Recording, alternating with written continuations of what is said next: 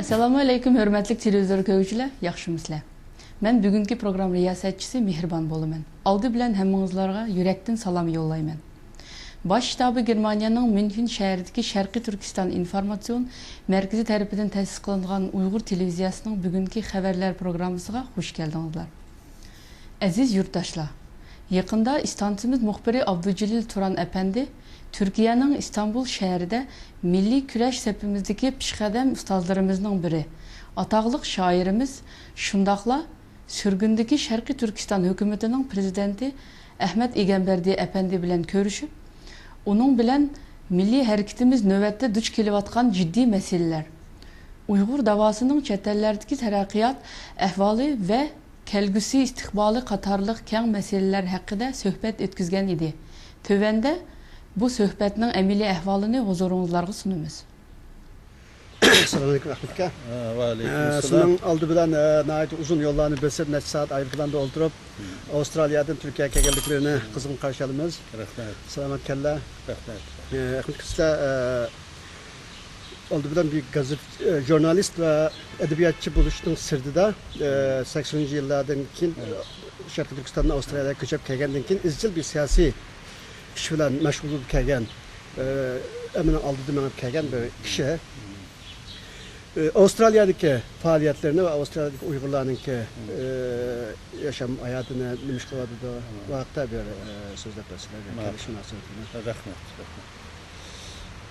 Ben 1985 yılı 3. ayda Avustralya'ya hicret kıldım. Bu devirlerde Avustralya'daki ahali sanına ait az idi. Asasen Avustralya'ya gelgen Uygurlar Ak Orus programının tesiri bilen gelgen. Bu Ak Orus programısı Öktabir İnkılabı'dan keyin çetelge kışıp çıkıp ketken Ak Oruslarını Birleşken Devletler Teşkilatı'nınki nizamnaməsi boyunca 45. yıldan keyin Amerika, Avustralya, Kanada'ya okşaş garip memleketlerge kabul kılgın iken. Şu cümleden bizden vatanımız Şərqi Türkistan'da yaşavatqan, Urus təvəlligi egi bolğan Tatar, Özbek, Kırgızga okşaş milletler bu Avustralya'ya şu programı boyunca çıkışa başladı. Rusya müstəmləkəsindəki milletlerden. Şunun bilen bunun arasında elbette Uygurlar oldu. Şunun bilen Uygurlar şu 70. yılın ahırlarından tatip Avustralya'ya kilişke başladı. Aldı bile ben şunu aytıp koyuşum gerek, biz Uygurların ayığını 70. yılların ahırı tegdi desek yeni bir fakir çıkıp kaldı. Yakında ben bir nesini izlep taptım.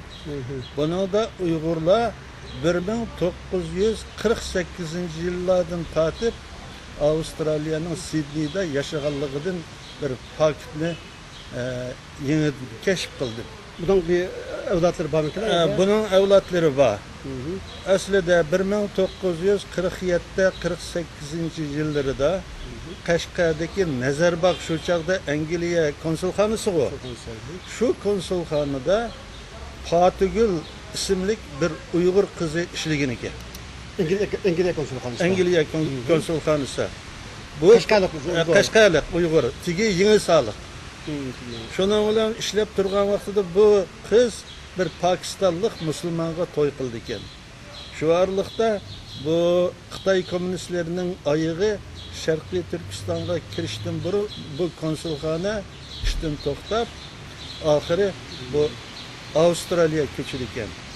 Avustralya'nınki Sydney şəhəri 115. numaralı Pitt Street'teki Angliya konsulxanasına köçüp geldi iken Fatihgül köçüp gelgen vaxtıda hizmet bilen köçüp vardı kendisi. Hizmet bilen köçüp vardı iken. Çünkü Pakistanlık eri şu konsulxananın ademi. Angliya'nınki Avustralya. Şunda. Şunun denkin Fatihgül özleri bilen 8 yaşlık sınlısı Ahmet degen inisine ağaç çıkır iken. Özüyle bile. Neticede bula 60. yıllarının başlarıca şu Avustraliyanın Sydney şəhərində yaşaydı ekan.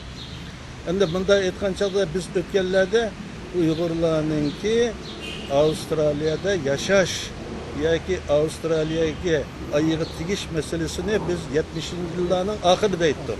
Hozir Uyg'urlarning oyog'i 48-yillari Avustraliyaga tekkan. Fatihgul xonim enisi Ahmet Hacim bilan bir mezgil yaşagandan keyin 60-yillarning beshida Amerikaga hijrat qildi ekan. Avustraliyadan Amerikaga. Shuning bilan Amerikaning markazi Washingtonda yashab, Fatihgul Hacim 2 yil burun Washingtonda vafot qildi.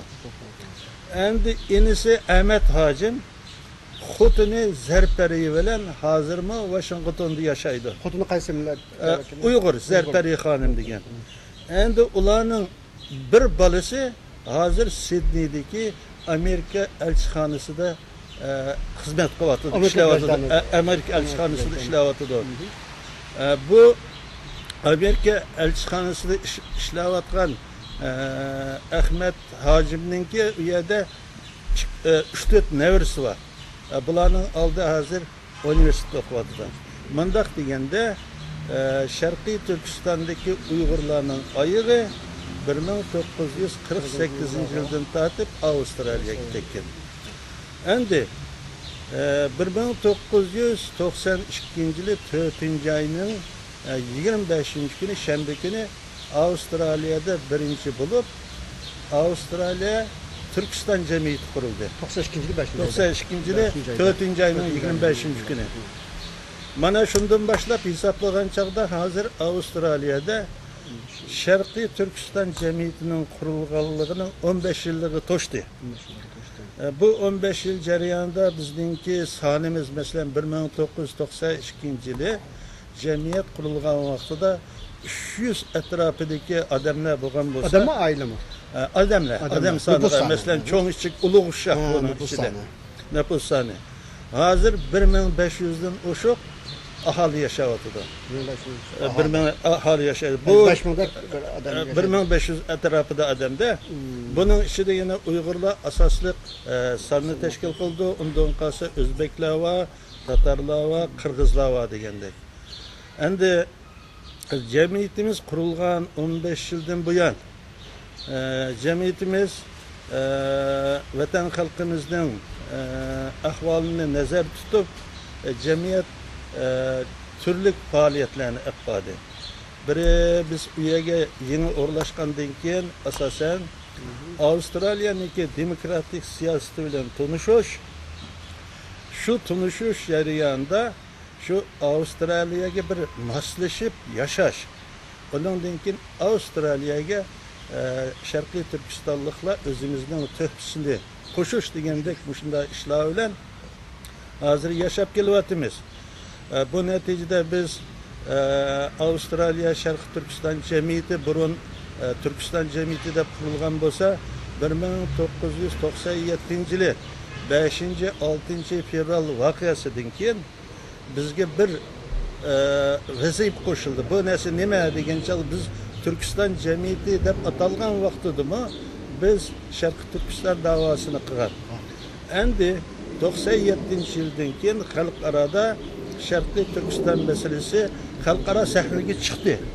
Shuning uchun biz Avustraliyada qanday bo'lmasin Sharqiy Turkistonning aniq bir nishonini berish uchun jamiyatimizning nomini Avustraliya Sharqiy Turkiston Cemiyeti deb atadik. Şuna bilan cemiyetimiz kurulgandan keyin 93-yilning oxiri 94-yilning beshida biz jamoatimiz joylashgan yerdan 5 gektarlik yerdan bir maktabning yerini setib olib, uni masjidga aylantirdik. Hozir u yerda bizning aholimizning o'ttirida Vandana masjidi var. Uyg'urlar boshqardi. Buni endi Islom Cemiyeti boshqardi. Avustraliya Islom Cemiyeti. Janubiy Avustraliya Islom Cemiyeti boshqardi, lekin bu cemiyetning ichida 2-3 Uyg'ur odamlar bor, mas'ul bo'lgan. Shunday qilib bu masjidni boshqarib kelyapti.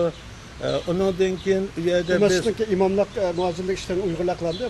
endi boshda bu masjidniki imomligini qaysariylik bir Ahmet Kılıç degan Türkiyalik kishimiz imomlik qilgan, yaxshi bir xizmat qilgan bizga. Ondan keyin Rabitaniki yardım bilan bu Abdusalam Abdug'ani ismli Pakistan'da o'qigan bir o'quvchimiz keldi. O bir mezgil o'zi shu masjidda imomatchilik qildi. Jamoat ichida diniy ta'limlarni berdi. Aralıqda biraz 11 sentabr voqeasi chiqqandan keyin ba'zi bir iqtisodiy masalalar uzilib qolgandan keyin bu imomimiz Melbourne'ga ketib, Melbourne'da o'rta maktablarda ma'lum bo'ldi. Endi hozir masjidning imomi bir afg'onlik yigit. Ammo Abdusalam Abdug'ani Melbourne'dan yaqinda qaytib keldi yana jamoat bilan birlashib, jamoat ichida diniy ta'lim ishlarini olib beryapti. Endi qanday qilib bo'lmasin, birisi jamiyatimiz qurilgandan keyin millatimizni saqlaydigan ikki qalqon. Birisi millatimizning tili, ikkinchisi dinimiz ham madaniyatimizni saqlash yuzasidan ba'zi faoliyatlarni olib berib, yaxshi bir natijalarga erishdik. Undan boshqa 97-yildan keyin mamlakatdagi xalqimizning ahvolida cho'ng o'zgarishlar bo'ldi. Xitoy kommunist hukumati mamlakatimizda burundan tortib ilib berayotgan assimilyatsiya ham irqiy qirg'inchilikni asos qilgan davlat terror siyosatini yuqori pallaga ko'tardi. Shu sababdan bizning jamiyatimiz madaniy ma'arif, ijtimoiy ishlarni qilishdan sirt xalqimizni uyushtirib bir qancha qatimliq cho'ng namoyishlarni qildi. Bu namoyishlarda Sharqiy Turkistondagi mustaqilligini talab qilish, Sharqiy Turkiston xalqining inson haqqi, demokratiya, o'z taqdirini o'zi hal qilish masalalarini o'ttirib qo'ydik. Masalan, 96-yillarda Lopnerda elib berilgan atom sinoqlari masalasi maydonga keldi. Shu chog'larning o'zida 45-46 qatimliq atom sinoqlari bo'ldi.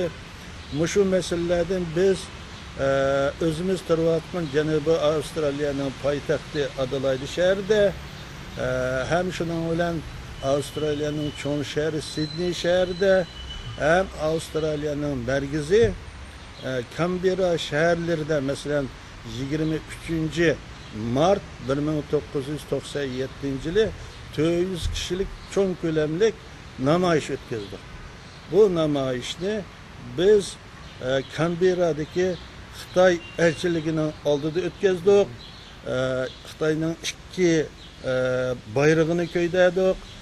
O'zimizdan Xitoy hukumatiga bo'lgan qarshilik, noroziliklarimizni bildirdik.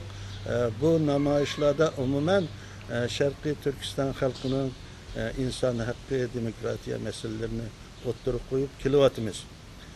Bizning faoliyatlarimizning ichida umuman Avstraliyada Sharqiy Turkistonni tunishtirish asosiy muhim masala bo'ldi. Ikkinchidan Sharqiy Turkiston davosini Avstraliya xalqiga, Avstraliya hukumatiga tunishtirish uchun biz har ko'p faoliyatlarni olib bordik. Ciddi özgürlükler oldu mu? Endi bundan cho'ng o'zgarishlar bo'ldi. Bek cho'ng o'zgarishlar bo'lmasa-mu, herhalde burunqidan ko'p bizning bayrog'imizning qanday rangda ekanligini, xalqimizning qanday xalq ekanligini, millatimizning 1949-yilda kommunist Xitoy hukumatiningki ishg'oliyatiga uchraganligini, hozirgi millatimizning ahvoli taqdiri haqida biz Avstraliya hukumatini ko'plagan materiallar bilan ta'minladik. Hattoki biz Avstraliya hukumatiningki parlamentiga 2-3 qata xat yozdik, talablar qo'ydik. Bu xatlarimiz hattoki Avstraliya parlamentida o'qildi. Endi biz bu 11 sentabr voqeasini o'zinglar bilasizlar. Dünya yüzlük bunda aytgan chog'da terrorizmga qarshi bir harakat boshlandi. Lekin bu harakatning bir yaxshi tarafi bo'lsa-mu, yomon tarafi bo'ldi. Nima degan chog'da bazı rayonlarda, bazı memleketlerde, dünyanın bazı yerlerinde İslam ideyasiga qarshi İslam'a qarshi bir ahvoli shakllanadi. Yani terrorizmi suiiste'mol qildi. Suiiste'mol qildi. Masalan, çoğu memleketler o'zining maqsadlari uchun suiiste'mol qilsa, Xitoy hukumati o'zininki yurgizayotgan bosqinchilik siyosatini terrorizmga qarshi bayroq ostida elib berib, bugungi kunda cho'ng ishlarni qilyotdi. Shuning uchun biz Avstraliya hukumatiga davamlı faaliyetlerimizde terörizm bilen İslam'ın hiç kandak münasebetinin yokluğunu, Uygur halkının, bulup mu Uygur halkının terörizm bilen hiç kandak alakası yokluğunu, Uygur halkının fakat Xitay zulmü astıda özünün hak hukuklarından demokrasisinin ayrılıp kalganlığını kuturup nahiyetcik hareketlerini yapmadır. Bırak, bir mesele var hazır, dünyada bir aldınış var. Benim üzerinden şahsen göz karışım boyunca dünya aldınıvatıdır. Dünya hakiki düşmanını tepip, şunun karşı bir hareket kılgını yok. Bunda etken çağda hazırki dünyada menfaat dünyası olup kaldı. Dolar meselesi olup kaldı. Şunun için bu yerde hakiki düşman bir yaktı kılıp, başka bir ahvallarda başka yerde üsüş ahvalı bu vatıda. Şunun için mesela yakında bu İngilizce'nin bir iktisatçı alimi dünyaya tehdit nereden geliyor, terörizmden geliyor dedi, yak dedi. Terörizmden gelmeydi, Xitay hükümetinden geliyor dep uçuk aşkara İngilizcelik kişi bir kitap elan kıldı. Endi bunda etken çağda hazırki vakitte dünyanın aldandı degendeki sebep dünyanın hazırki vaziyeti bir xavflik xavf astida qolganligini his qilmayman. Nima degan chaqda masalan Amerika boshchiligidagi Birlashma Qo'shinlar Iroqni besib, Iroqda so'qish qilyotdi. Yana boshqa yerlarda ish qilyotdi. Falastin masalasi va bütün krizis, böhran Müslüman rayonlarida. Manda aytgan chaqda Müslüman dunyosi og'ir bir qiyin ahvolda. Masalan, men Bin Ladenni axlıqçı adam emas. Müslümanların içinde ma'lum kişiler var, teröristler var. Endi şu gruplarını da Müslüman dünyasıga qaratılgan bu bir öşmellik, bu doğru emas. Dünyada her qandaq zaman, her qandaq vaqtda dinga qarşı urush g'alaba qozongan emas. Bu tarixning yakuni. Shuning uchun mening deydiganim terörizmni tepip urush qilsa onun yolu başka. Hazırki vakitte şu dünyadaki terörizmning aqısida kim hareket qilyotdi? Şu terörizmga kimlar yordam qilyotdi desa, her yerde bo'lsin Xitoy hukumati şu ishni qilyotdi. Masalan, Shimoliy Koreyadagi atom masalalarida yoki bo'lmasa Sudanning Darfur rayonida yoki bo'lmasa bu İran meselelerinde yoki Yaqin Sharqdagi ba'zi meselelarda bo'lsin, hamma yerda Xitoyniki qo'li bor. Aynı zamanda Afganistan'a yardım qilib Mesela Darfur rayonida dünya xalqi ayıplab Darfurda Sudan hükümetinin yurgizayotgan irqiy qirg'inchiligini ayıplayotgan vaqtida Xitoy hukumati Darfurda Sudan hükümetiga nurg'un qurollarni setib berdi. Mesela İran'ın bazı bir meseleleriga qarata mening ko'z qarashim, o'zimning bir shaxsiy ko'z qarashim bor. Endi İran bir suveren, o'z oldiga bir mustaqil mamlakat. Endi dunyoda ba'zi mamlakatlarning atom qurollari bo'ldi ekan, lekin ba'zi mamlakatlarning atom quroli bo'lsa, dunyo buni ko'tarolmaydi ekan. Bu to'g'ri masala emas. Endi İran hukumati hozir qanday bo'lsin, dunyoga e'lon qilyapti. Biz atomni tinchlik maqsadlari uchun ishlatamiz deyapti. Dünya 21. asrda, atom asrida başka memleketler qilgan taraqqiyotni Müslüman memleketler qilsin bo'pti. Endi şu hükümetning ichida ba'zi bir odamlarning bo'lishi u aniq, ba'zi bir ko'z qarashlarda. Lekin shuning bilan endi bir dunyodagi hozirgi temponliq nimadan buzilyapti degan chaqda ba'zi bir xato siyosatlar tufayli buzilyapti.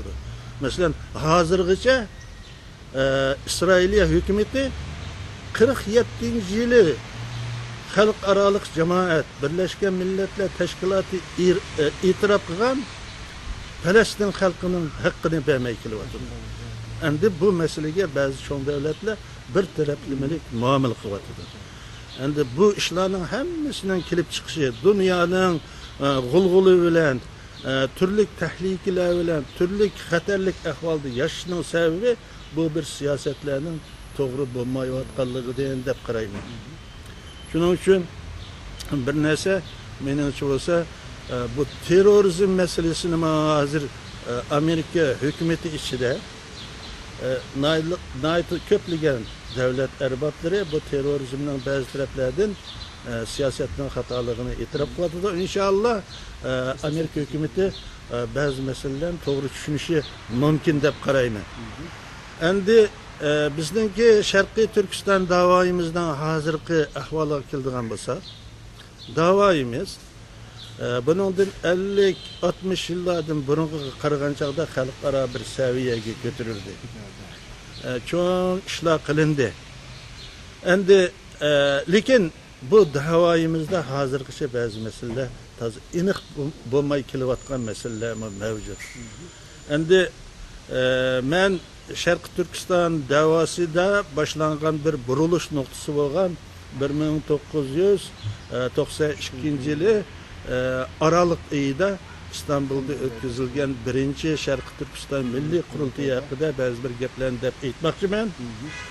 Men bu köz qarashimni yoshirmayman. Birisidan qo'rqadigan, ehtiyot qiladigan yerim yo'q. Men bir Şarkı Türkistanlik vatanimning ozod bo'lishini, mustaqil bo'lishini, millatimning erkin bo'lishini xohlayman. Buni Allah bizga bergan huquq. Lekin hozirgacha bo'lgan arliqlarda biz da'voda nayt agir to'qay yo'llardan jiq yurib ketdik. Bo'libmi Şarkı Türkistan davası tarihi tarafdan aytgan chaqda bir mustaqillik davası. Bu hagizmi inson haqqi, demokratiya va boshqa da'vo emas. İnsan haqqı, demokratiya davası devleti ve milletlerinin davası o. Xitaylarning davası. Xitay demokratlarının davası bu. Endi biz kelib devletimizni, mustaqilligimizni yo'qotgan bir millet bugün kunda özümüzün mustaqilligini demey, insan haqqı, demokratiyani talep qilish yo'liga tushib olsak, bu intayin cho'ng xatolik bo'ldi. Bizden burun ötken ecdatlarımız bu meselede milyonlab kallan töktü kişilerin kaldırı tüküldü. Cık işler, köreşler kılındı. Halkımızdan hazırki arzu armanıma fakat Xitay demokratları Xitaylar halıgan bu insan hakkı demokratiya meselesi demez, müstakillik meselesi. Bir millet, mahkum milletin insan hakkı, demokratiya hukuku qachoniki shu millat mustaqil bo'lgan chog'da haqiqiy garantiyaga, haqiqiy kafolat ega bo'ladi. Biz Xitoy hukumatining tabiatini bilamiz. Xitoy hukumati Xitoylarning necha ming yillik hiyli mikrisini ishlatadigan bir millat, hukumat. Masalan, bizning ajdodlarimiz qonliq jang maydonlarida Xitoy hukumatini davomli yengib kelgan. Ammo lekin sohbetlerge keldimi, sohbetlerde bizden çoğun hatalıklarını ötközgenliğimiz məlum. Biz davamlı Xitay milletine, Xitay hükümetine şundak öyleyimizken, ular davamlı gepede turduğun başka milletlerge okşaşlap qarayımız. Xitay hükümeti onda hükümetten emez. Ular namert, ular hiliger, ular sözü turmaydı. Digen vədisiga əməl qınmaydı. Şunun için mi biz bu meselede evlatlarımızdan uzun yıllardan, uzun eserlerden ötküzüp gelgen hatalıklarını biz kayta onu tekrarlaşta bizden hakkımız yok. Biz Xitayning terkibideki bir millet emas. Bizden memleketimizden 1949 yılı sentyabrning ahiri qurolliq işgal qilib oldi. Ma'lum sebepler bilan. Bu ne dünya bilidi, dünya düşünüdü. Dünyanın hazır bir hatalığı nima dese, Xitayning qo'lida pul var.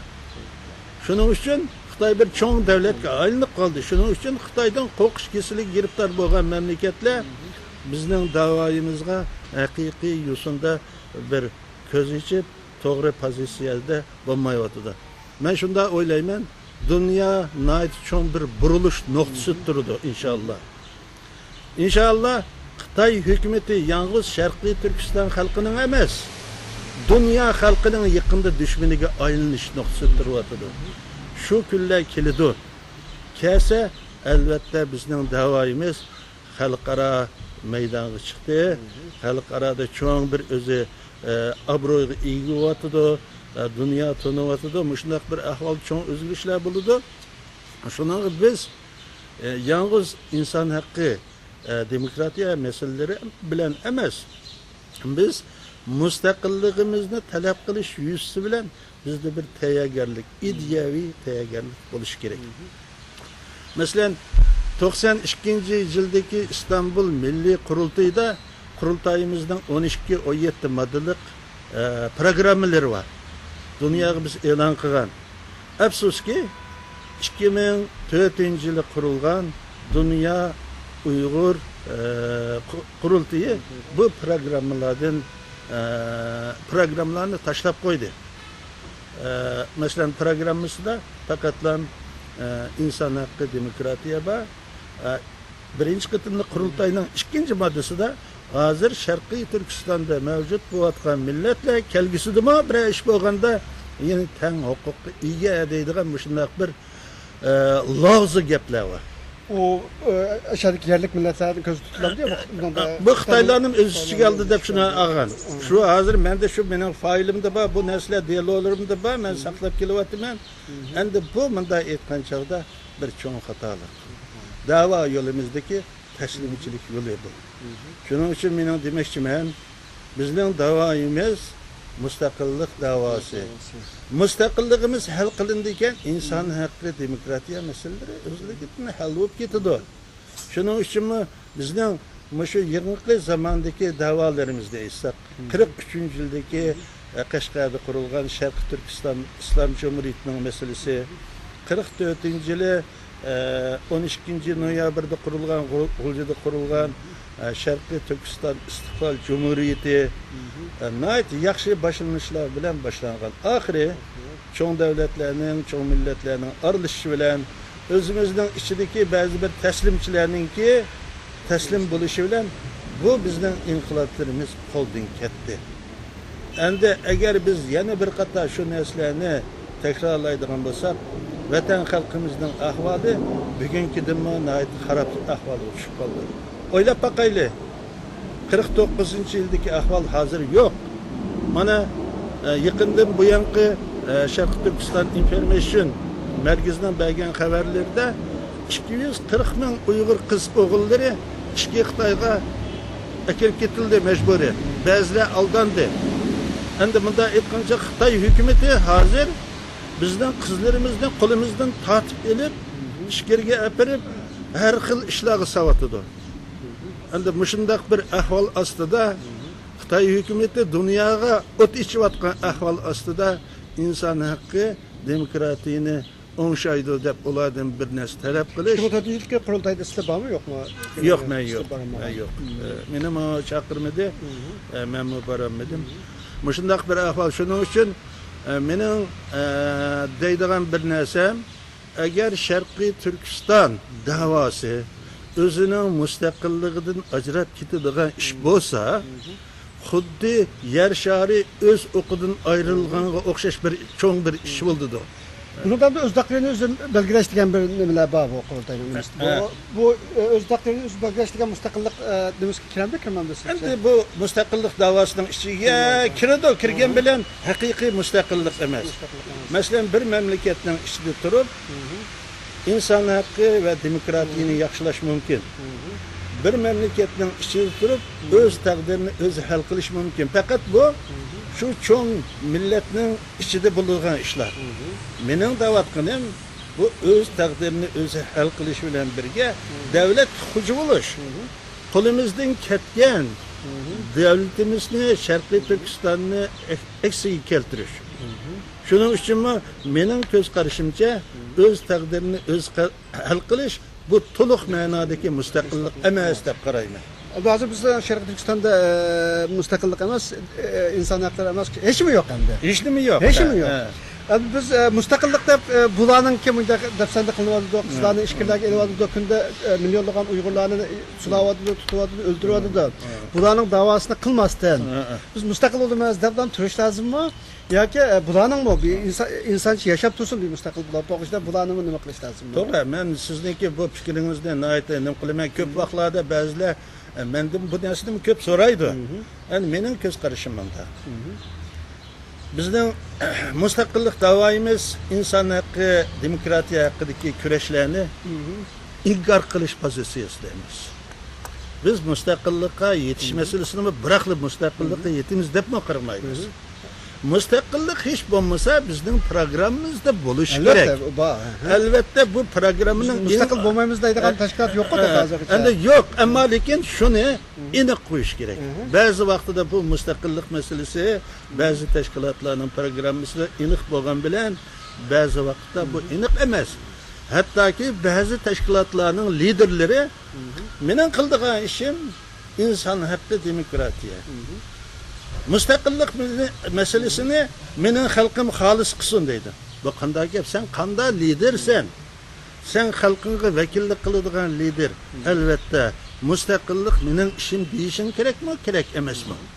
Shuning uchun mening deydiganim mustaqillik davosi bu shu millatning erkinlik davosi, haq-huquq davosi, shu millatning oxirgi bir davlat qurish davosi, Sharq Turkiston davosi. Shuning uchun mening deydiganim, men inson haqqi, demokratiya haqidagi bu kurashlarni inkor qilmayman.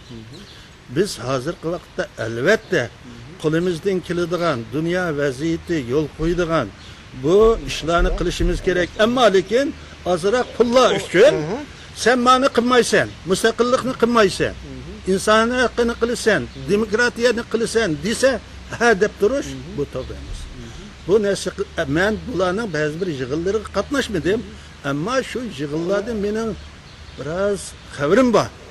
Hatto ba'zi tashkil bo'lmay, istimo qatnashib yig'inlarga ishada o'tirib qo'yib qilsak endi. Ya'ni yaxshi bo'ladi. Endi bu narsalar haqida bizmi ba'zi bir narsalarni qilyapmiz, deyapmiz. Endi men bir narsani aytib ketay, Abdullojim.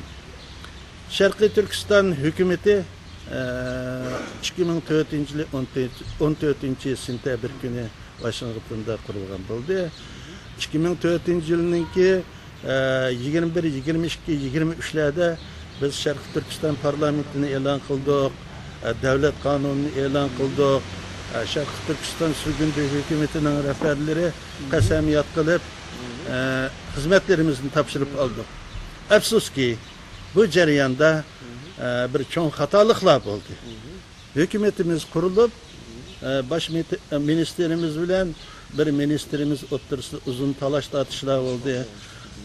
Bunga biz o'zimizning tegishli bir xulosasini chiqardik 3-qitimlik umumiy yig'inimizda. Oxirdan ko'pida bu bosh ministerimiz hech narsaga qaramay bizning xabarimizmi yo'q, Xitoyga bordi. Mustaqillik talab qildigan bosh ministerimiz. Bu narsa biz uchun og'ir keldi. Endi biz bir hukumatni biz bir qorong'i uylarda, bulon pushqoqlarda qurmagan.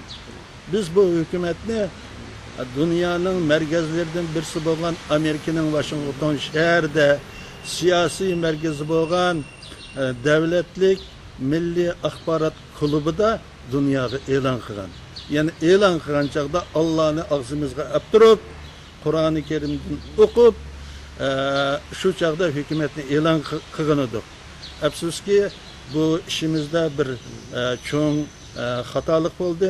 Endi biz bu narsani hukumat o'z ustiga olmaydi. Bu bir shaxsiyning ishi. Biz u haqda o'zimizdan xulosasini chiqarib etdik.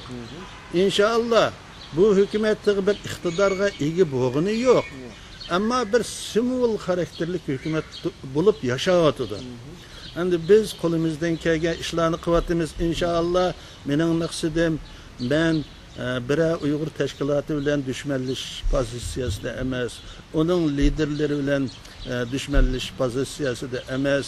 Mening maqsadim bizning tashkilotlarimiz har qaysi o'zining ishini qilsin. Masalan, inson haqqi, demokratiya haqida boshqalar bo'lsa, ular o'z ishini qilaversin. Albatta bir inqilobda ko'z qarashlarda ma'lum farqlar bo'ladi. Masalan, Dalay Lamani olsak, Dalay Lama hukumat qurdi. Ali avtonomiyani talab qilyotdi. Ama onu kuma erişemedi. Uni ham erishamayotdi. Bu yil 6-qitimliq vakillari berib edi, uning qildig'ini mening xabarim bo'lmadi. Endi mushundaq bir ahvol ostida biz 49-yildan keyin 3 apandilarning rahbarligida xalqimizning kallasida bir mustaqillik ideyasini turg'izayotgan vaqtda ko'pda bu ximiqiyondi. Men demoqchiman, mustaqillik hozirlan bo'lib ketmaydi. Ammo lekin inqilobimizning, davoyimizning oxiri cho'qim mustaqillik bo'lishi kerak. Shuning uchun men Rabia xonimning yaqinda qilayotgan yaxshi ishlari bor. Men uningga hech qachon qarshi emas. Rabia xonimning qilgan ishlari bizning ishimiz. Bu Uyg'ur qurultayining tigidan so'rab kelgan chaqda bizning qurultay u. Mening qurultayim. Qurultayning davomi. Davomi. Shuning uchun shu masalalarda ba'zi bir tushunmasliklar bor. Men bir narsani o'tirib qo'yib, ikkinchi qatimlik Dunyo Uyg'ur qurultayiga qatnashishni o'ylashgan biz. O'ylasak, ba'zi bir odamlarning nayt qattiq rad qilishlariga uchirdik. Shuning bilan bu ish qolib qoldi. Biz davoda hech qachon Sharq Turkiston davosida bir bo'lgunchilik yo'lini tutgan odamlar emas. O'tganda ba'zi odamlarning gap so'zi bo'ldi. Nima deydi desa, bular Dunyo Uyg'ur qurultayidan qolib qolganligi uchun shuning ochchig'ida qilingan ishlar bu hukumat degandek bir gaplar qo'yildi. Endi bundaq deyish meningcha bo'lsa xato. Shuning uchun biz Sharq Turkiston davosiga nisbatan inshaalloh hayotganmiz, sodiq bo'lamiz, agiz xato yo'lga kirmaymiz. O sizdagi qurultaydan kim bir islam mustaqillik talab qilmoq degan narsa mavjud emas amma. Nima? Shunday. Mustaqillik talab qilmoq demokratiyaga mang'ul degan narsa. Endi demokratik minglar degan narsa rasman qo'yilmadi-yu, norasman keldi. Ya o qurultayning sirtidik Hem sirtidik ishlar. Endi qurultayniki bu erkin nizomnomasi o'z taqdirini o'z belgilash haqiqiy maqsad mustaqillik. Buningda endi meni demoqchi bo'lganim, Dunyo Uyg'ur qurultayininki rahbarligi bilan nizomnomalarda ba'zi shaxsiylarniki rahbarlarning ko'z qarashlarida ta'zi bir-biriga zichlashib ketmaydigan ahvollar bor. Shuning uchun mening demoqchi bo'lganim, men Dunyo Uyg'ur qurultayining davomli holda yaxshi bo'lishini xohlayman. Men Dalay Lamaning bir gapini aytib ketdim baya. Dalay Lama hukumat qildi. Dalay Lama yuqori darajalik avtonomiyani talab qildi. Ammo u bir narsa ko'z qarash tarafdan Tibet yoshlariga bir yo'l berdi. Tibet yoshlar qurultayi mustaqillik davosini qilyotdi. Ikkinchi maqsadga yetamayapti. Ama yetamayapti, ammo bir-birining kam yerini to'ldiryapti. Ham bizning rahbarlarimizda, liderlarimizda Dalay Lamaning qo'shiqidagi bir keng qo'saq, nazar doirasi keng bo'lishi kerak. Endi hammasini akilib mening qaltig'imning ostiga kirsan, misha tursan deyishning o'zi xatarli. Davoda har xil ko'z qarashlar bo'lishi mumkin. Dushmanlikli bo'lmasa, biz ularga ba'zi vaqtida biroz yo'l qo'yaylik. Ularning ko'z qarashlarini hurmat qilaylik. Unda qilmay agar birlik yo'lga tushib qolgan bo'lsak, bu ish xatarlik oxiri. Masalan, 48-49-yildagi Sharq Turkistondagi ahvollar, Sharq Turkiston Respublikasi bilan bu birlashma hukumatning o'rtasidagi ishlar. Shu vaqtda hammasi Uyg'urlarga tashlab qo'ydi shu masalalarni. Bizning o'zimizning Uyg'urlarning o'zimizning masligi bo'lmadi. Chet elning o'risning masligi bo'ldi, Xitoyning masligi. Hozirmi ba'zi ahvollar shu ishlarni bunda qaytadan takrorlayotgan tarix ko'p vaqtda takrorlandi. Shuning uchun biz shu tarixning bir xato yo'lga tushib qolgan tarafidan saqlanishimiz lozim. Biz inshaalloh qo'limizdan kelgan ishimizni qilamiz. Biz Dunyo Uyg'ur qurultayining oldida to'silib turgan narsa emas. Dunyo Uyg'ur qurultayining bir qarori va hozirgacha u narsa qolmadi. Mesela kaçaniki bu sürgündeki hükümetini bire halkaradaki bire güçle itiraf kılgandan keyin biz onundan keyin biznes kılımız deydigan. Erkin Efendi'nin Türkiye'ye kelip 2005 yılı sözlegen sözü Tempo deydigan jurnalga çıkan. Şu neyse mende hazır mı var. Hem şunun için bu kararlar ilinip ketmedi. Eğer Dünya Uygur Kurultayı bu meselelerde malum özgürlüklerini kısa bizden hükümetimiz var. Dünya Uygur Kurultayı bilen bir sohbetler ötküzüp köz kararlarımızı birge keltirip davayımızı birlikte hep beriş. Hatta ki kelgüsü de hükümetimizin içini yeni kallar bilen, yeni güçler bilen ulanı bayitip, ulanı kabul kılıp hükümetini bir yaxşılaş uyumuz mu var? Endi bunda aytganchaq hazır hükümetteki adamların hemmisini aytganchaqda 60 yaştan yukarı adamlar rehberlik kılatkanlar.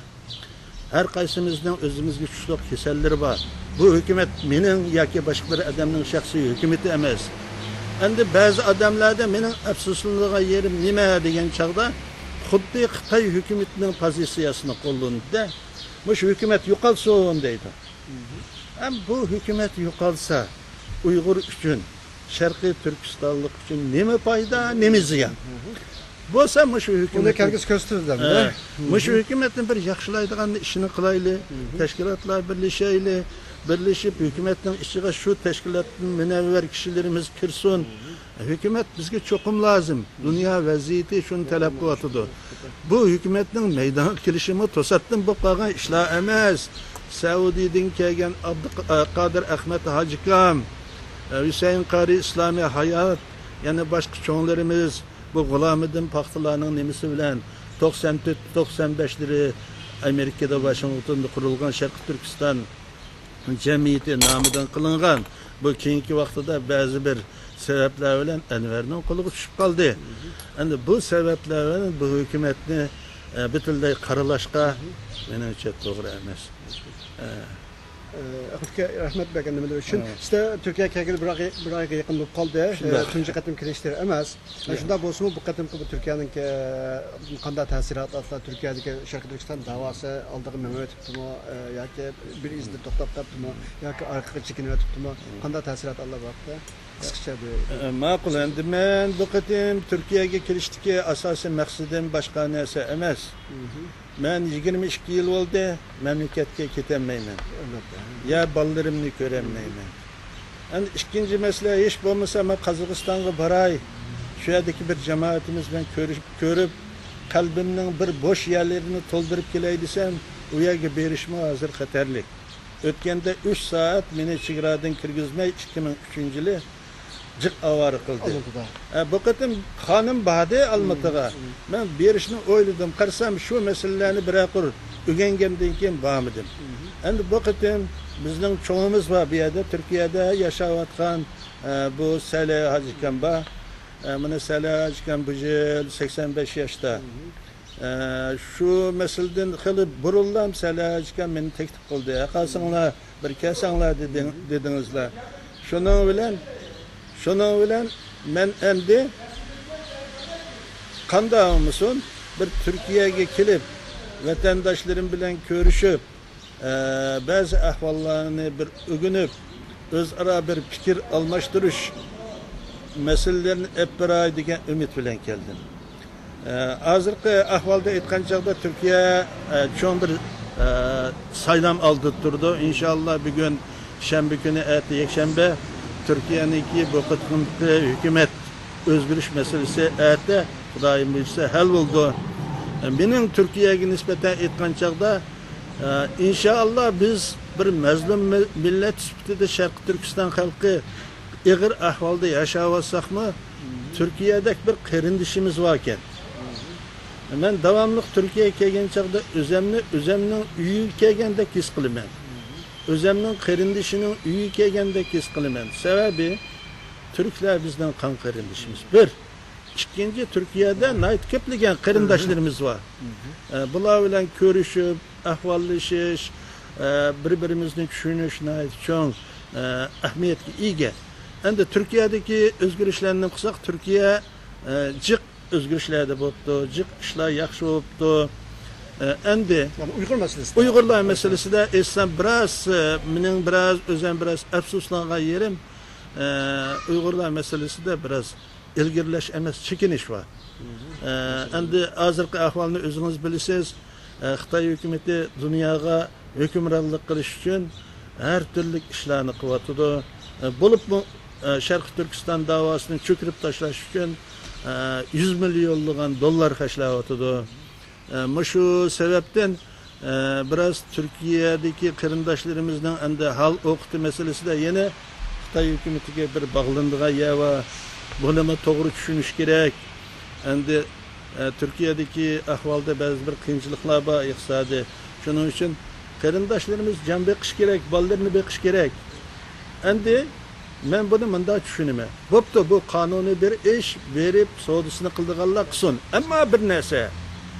Biz Uygur, biz Müslüman, biz Türk, bunda aytgan çağda hiç olmasa biz mazlum milletimizden, Xitay zulmü astida qolgan vatanimizning taqdirini davomli unutmasligimiz lazım. Mayli sen ticaret qil, mayli sen başka iş qil, hiç olmasa or nomusunu saqla. Şu yerda qarindoshlarimiz var, dindoshlarimiz var. Aşılar bizden qarindoshimiz, aşılar bizden parçamız. Şunun için Xitay hükümeti her xil işlerini kıvatıdı. Adamlarımızın tatip, sit avatıdı. Başka işlerini kıvatıdı. Müşündeki vaxtıda hiç olmasa milletimizden müşahede yaşavatkan vekilleri şu meselede vatan milletini az tolu oylap koygan bolsa nahayeti yaxşı iş bulat. Endi bazılarımızdan men endi bir adamni sen palani pistani deydigan vaxtım yok. Ama bazı adamlarning bazı işlerini kıvıtışı hem de aytgan çağda bizni qattiq afsuslandirdi. Bu ahval Avustralya'da mı biraz başlanıp kaldı. İnşallah dünya mındaq yollanmaydı. Türkiye'deki bir narsa Xitay hükümeti 96 yıldaki 7. numaralık məxfi hüccideki işlerini amalga aşırdı hem aşırıvatıdı. Birbirimizni düşman qilib qo'yuvatıdı. Birbirimizden işideki bazı bir iradesi aciz adamlardan faydalanıp düşmanlık kıvatıdı. Yani şunun için biz bu meselede bizden vatanımız var adımı yok. Vatanımız Xitayning qulida. Şunday bir ahvalda yine qarindoshlarimiz naytı saq bulup özünü Xitayninki bir siyasi qıltaqlarga ilindirib qo'yishdan o'zini saqlash kerak deb o'ylayman. Endi bu yerda men o'tganda kelgandikidan keyin qarasam bir qancha tashkilotlar ko'payibdi. Bu bir yaxshi ish. Endi tashkilotlar bo'lsa-mi yaxshi. Endi bir narsa imkon bor. Biz birlashadigan bir yo'lda bo'lsak. Endi tashkilotlarning ismi boshqa bo'lgan bilan hammasi mustaqil, maqsadi bir. Endi bo'lgandan keyin hech bo'lmasa Moşa bir müştek tükülsek bunun kuchi boshqaroq bo'ldi.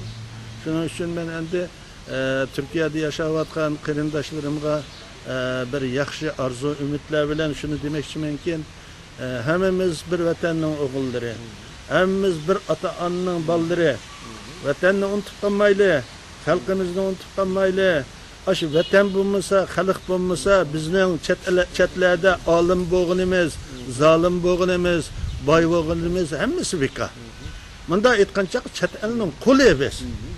Qachoniki şu millet azat olsa, vatan mustaqil olsa, mayli biz laypaçaq dixan bo'lsaqmi şu davlatning egisi biz.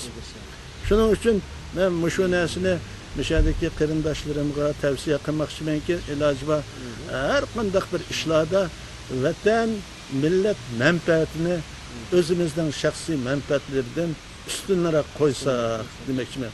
Bunda qilsak Allohga rozi bo'ldi. Xalqimiz razı oldu. Biz Müslümançılıkını to'liq ado qilgan bo'lamiz.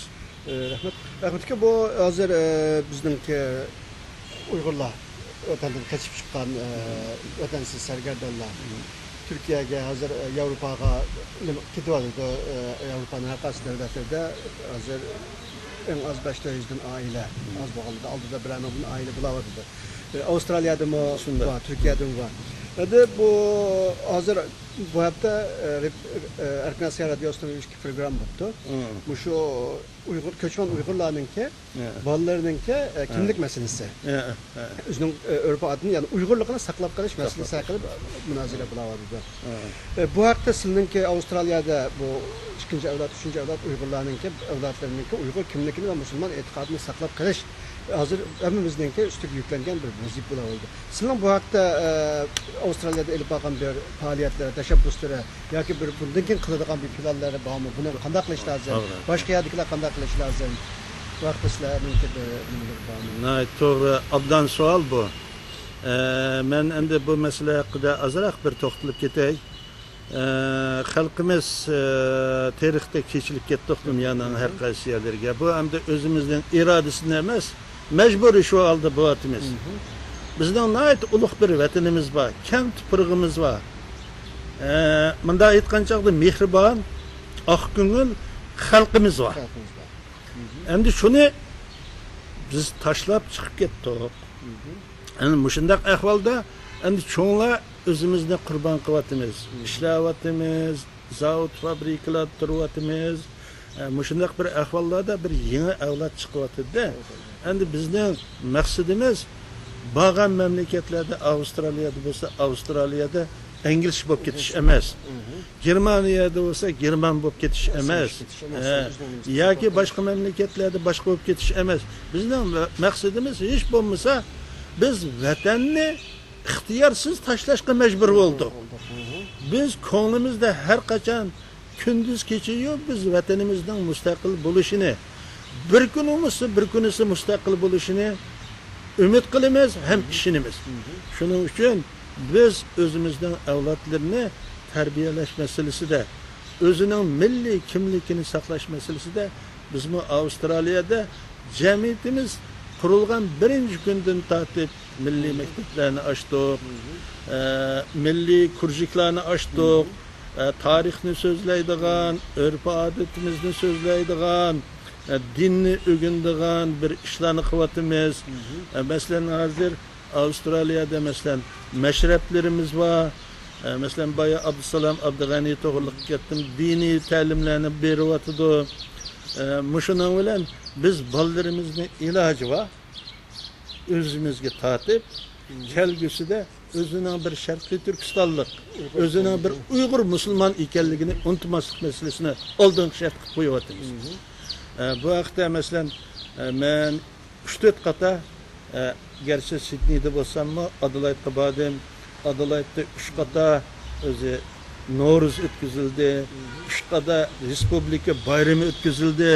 Mushu bayramlarda masalan naqsh usul ansambllerimiz turli o'yinlarni ko'rsatdi, o'zimizning milliy musiqa usullarimizni. Yoshlarimiz sport klublari qatnashib 2-3 shahar o'rtasida musobaqalar o'tdi. Yaqında Sydney'de alaydan bir milliy ansambl tashkil qilindi. Yaqında bir maktabning iç murosim bilan bu milliy ansambl yaxshi nomerlarni ko'rsatdi. Sydney'de hozir bir milliy maktab ishga tushib 1 yil bo'ldi, yaxshi ishlayapti. Endi ba'zi bir milliy maktab Uyg'urlarning shanba yakshanba kunlari bo'ladigan maktablar.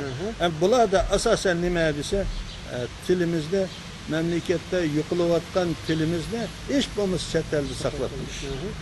Shu uchun harakat bo'lyapti.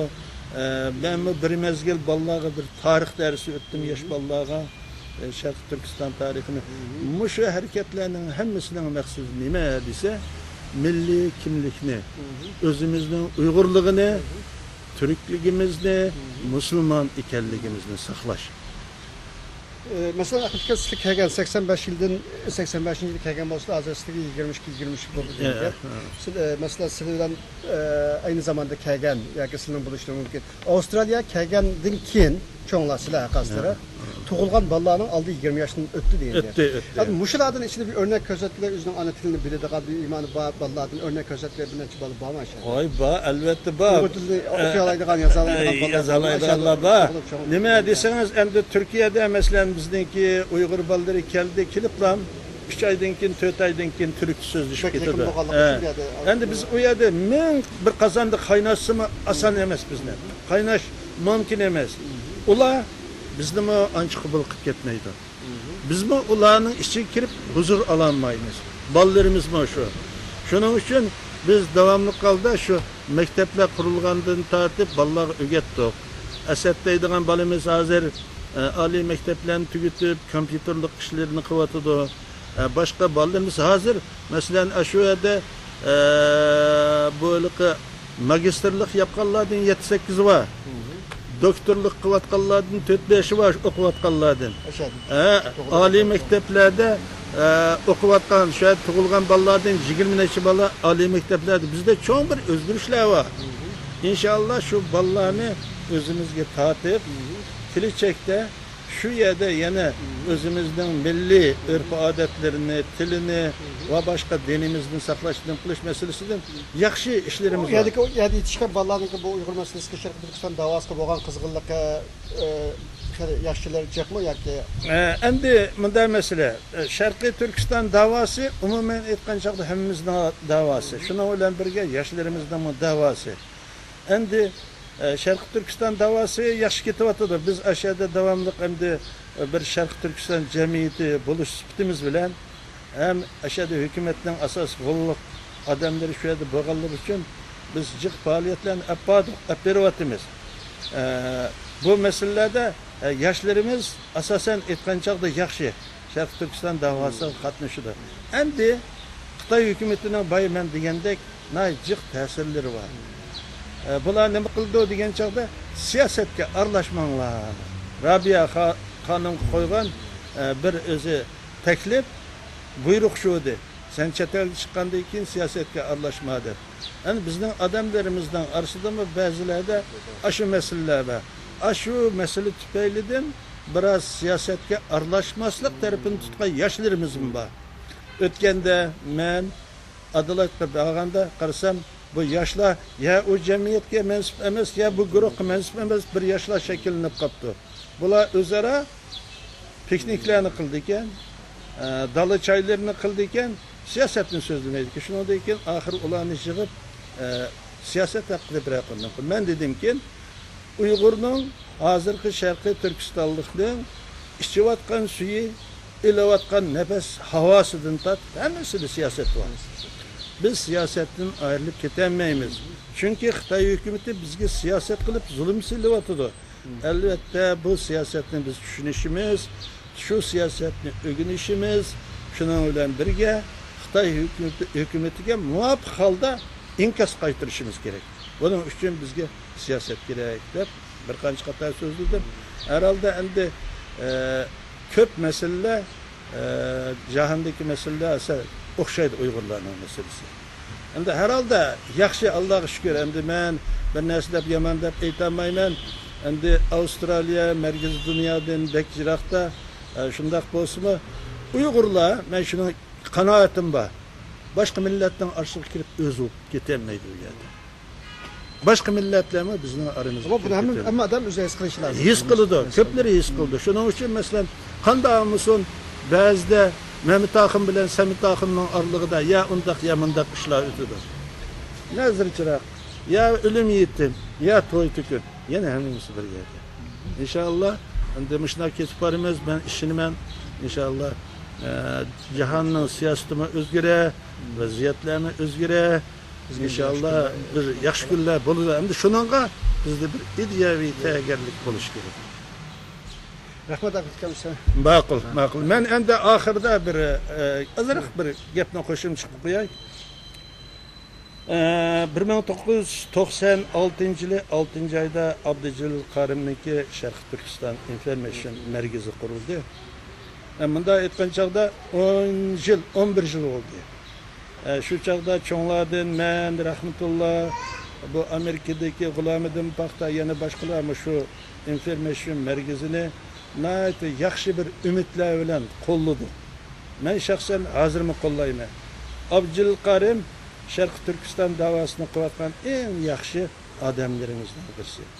11 yildan buyon iqtisodiy tarafdan, moddiy, ma'naviy tarafdan har turli o'zi qiyinchiliklar uchrasimi belini bo'shatmay, shu davoni ketib boradi.